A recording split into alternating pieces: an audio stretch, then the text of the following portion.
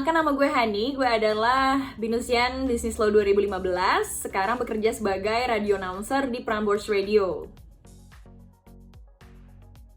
Semasa kuliah ikut kegiatan apa aja sebenarnya nggak terlalu banyak. Cuma ada 2 organisasi yang gue ikutin, yaitu B-Voice Radio sama Himpunan Mahasiswa Business Law. 2 itu aja sih, tapi memang kegiatannya agak banyak yang mesti dilakuin. Kenapa ikut 2 organisasi ini? Yang pertama, kenapa ikut B-Voice? Karena sebenarnya gak dari kecil sih, kayak dari SMP-an gitu pengen jadi penyiar radio. Terus di BINUS waktu awal-awal masuk kan ada yang namanya Bunga Rampai itu, jadi kita tahu UKM apa aja sih yang ada di BINUS. Dan kebetulan ada B-Voice Radio dan udah tertarik banget nih dari pertama kali ngeliat. Terus daftar, akhirnya keterima jadi masuk divisi announcer, emang divisi penyiar. Terus disitu belajar lumayan cukup lama, 1 tahun.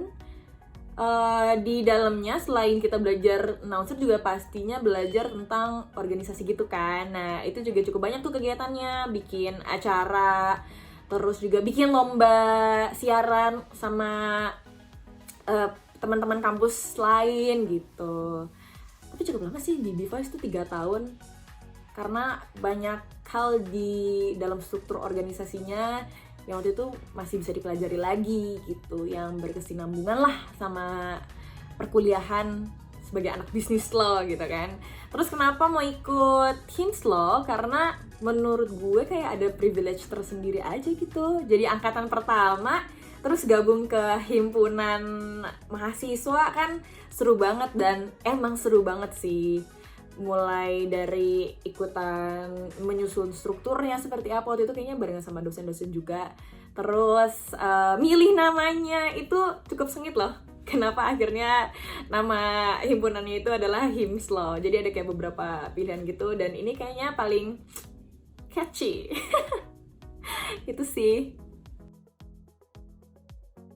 Apa yang ngebedain BINUS Business Law sama yang lainnya? Sebenarnya ini juga bisa dibilang kenapa alasan gue tuh dulu milih BINUS Business Law. Karena pas bilang ke orang tua kayaknya pengen masuk fakultas hukum aja deh, pasti kan banyak tuh pilihan fakultas hukum di Indonesia, nggak cuma BINUS aja. Cuma orang tua bilang kayak kalau fakultas hukum yang di BINUS nih, si Business Law ini nggak banyak ternyata di kampus-kampus lain yang punya spesifik ngajarin soal hukum bisnis gitu di Indonesia. Dan kalau nggak salah orang tua waktu itu pesannya, ya kalau mau belajar bisnis law sih sekarang harus keluar negeri, karena belum ada yang kayak bagus gitu loh. Dan BINUS juga memang kan kredibilitasnya udah oke nih. Kebetulan kakak gue juga kuliah di BINUS, jadi kayak langsung udahlah sikat aja masuk BINUS gitu.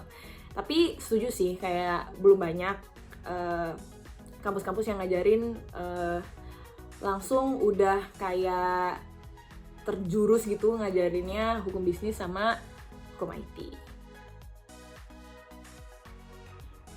Cerita nggak terlupakan, aduh sebenarnya banyak sih, karena ya dari UKM gitu kan banyak ya. Gue ikut B-Voice, ada HIMSS Law juga. Cuma kalau ngomongin cerita lucu dari teman-teman sama bisnis law kali ya,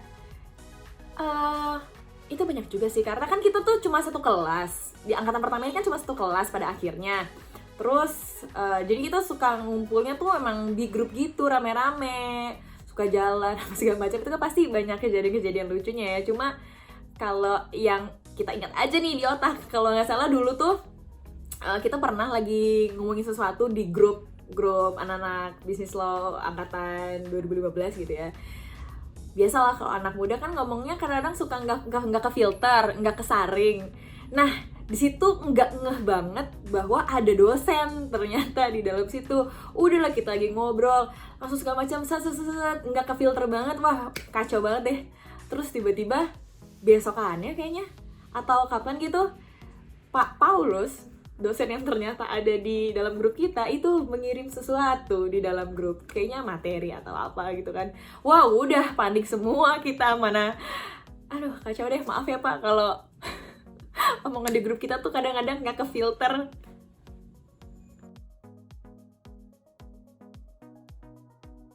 Nggak lika-liku banget sih, cuma yang bikin lika-liku tuh mungkin karena harus menjalani 2 kali percobaan ya supaya bisa masuk Prambors. Ya jadi pokoknya lulus dari BINUS itu kebetulan gue tuh udah bekerja di salah satu radio swasta juga sambil kuliah dulu sambil kerja karena udah dapet, terima kasih B-Voice, aku bisa mengejar mimpiku. Nah dari situ dari wisuda kayak pengen coba kerja kantoran, akhirnya kerja kantoran kurang lebih 3 tahun karena 2018 inget banget Prambors itu buka yang namanya Wadia Balahan, dan itu nggak cuma di Jakarta doang. Jadi Prambors itu kan ada di 9 kota dan 9 kotanya itu tuh buka lowongan jadi penyiar, dan karena udah cukup lama nggak siaran kayak 2 tahunan gitu, ya udahlah coba aja beraniin diri, padahal skill waktu itu tuh udah berkurang banget karena kan udah nggak keasah pas lagi siaran kan. Udah dicoba lamar, terus ternyata dari ratusan atau nggak tahu ya mungkin ribuan orang yang daftar itu kesaring untuk di Jakarta tuh 20. Terus gue masuk, training lah selama seminggu ya kan, terus kesaring lagi jadi top 5. Pas di hari penentuannya gue udah kayak sampai top 3 gitu karena yang dipilih kan 2 orang, cuma ternyata gue harus puas menjadi top 3 karena 2 orang yang diterima itu bukan gue salah satunya. Jadi first attempt gagal masuk Prambors. Akhirnya dari situ gue kayak coba ngelamar, dan kebetulan ada beberapa radio yang nawarin juga untuk balik siaran.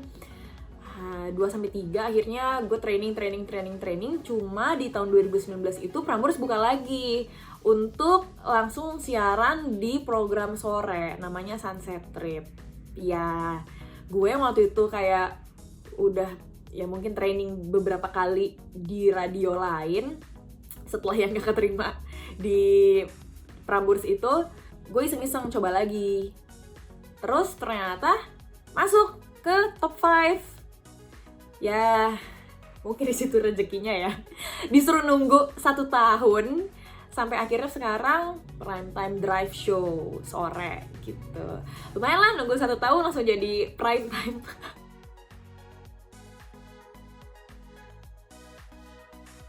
Menurut gue nggak salah lagi, karena balik lagi manusia itu kan punya hak untuk bebas memilih kan.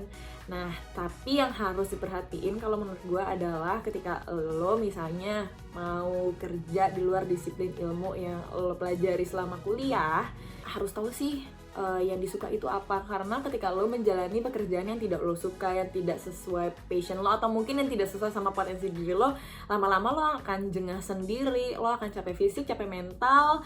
Mungkin aja lo kayak bangun tidur terus malah jadi ngedumel kayak masih sih gue harus ngerjain pekerjaan ini lagi, kan nggak enak kan jadinya, dan pasti kinerjanya juga akan berkurang dan itu pasti akan merusak citra dirimu sendiri. Jadi kalau menurut gue ya harus tahu potensi diri lo itu di mana supaya lo jalannya juga nyaman, kinerjanya bagus, dan kalau bisa malah mungkin bidang yang lo pilih itu yang memang lo punya soft skill di situ. Karena menurut gue ketika bekerja, udah di dunia bekerja gitu ya, nggak cuma knowledge yang diperlukan tapi skill juga gitu. Gak salah sih, serah teman-teman aja.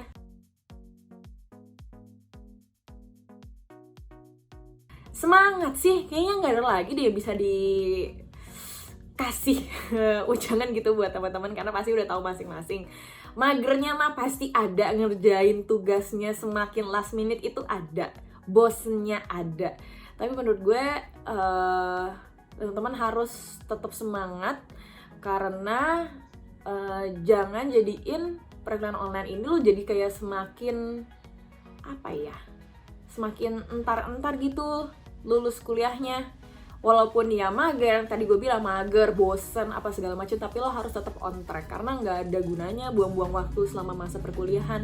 Harusnya mungkin lo bisa isi dengan menambah course-course yang ada di web. Itu kan sekarang banyak ya, aku pun juga ikutan gitu. Sekarang di masa pandemi ini gue tambah aja course-course untuk menunjang soft skill yang lain gitu.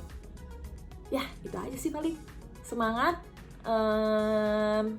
Kalau misalnya waktunya kuliah juga harus tetap mendengarkan dosen karena sama-sama menghargai aja. Teman-teman menghargai dosen yang udah ngeluangin waktu pagi-pagi untuk ngajar, dosennya juga memberikan yang terbaik buat teman-teman gitu.